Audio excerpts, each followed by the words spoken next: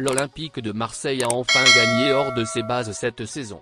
Ce ne fut pas évident mais les Gennaro Gattuso sont allés chercher une importante victoire sur la pelouse de l'Athènes, jeudi, lors de la 4e journée de la Ligue Europa. Mis sur orbite par Chancel Mbemba, 25e minute, ils ont ensuite fait de la résistance avant le but du break d'Ismaïla Sarr, 90e+3. De quoi reprendre les commandes du groupe B après le succès de Brighton chez l'Ajax, 0-2.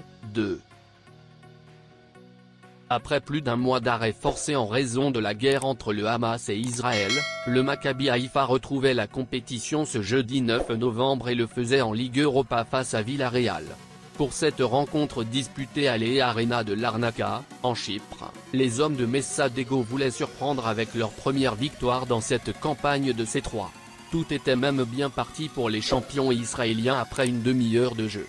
Sur un centre de Lior Rafaelov, le défenseur sénégalais Abdoulaye Seck avait ouvert le score de la tête, 1-0, 30e minute.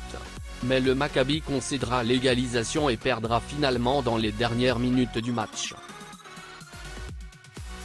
Le Real Betis est en train de confirmer son embellie. 4 jours après avoir retrouvé le chemin de la victoire face à Valence, 3-0, en championnat, le club andalou accueillait le Sparta Prague ce jeudi pour une deuxième victoire de suite pour la première fois cette saison.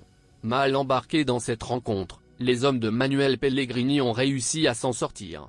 Mené au bout de 3 minutes après une réalisation de Veljko Birmančević, le Real Betis a égalisé dès la 9e grâce à sa pépite Hassane Diao.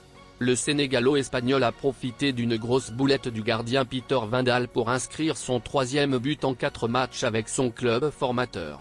Isco a ensuite offert les 3 points au Verdi Blanco qui se relance dans ce groupe C à égalité.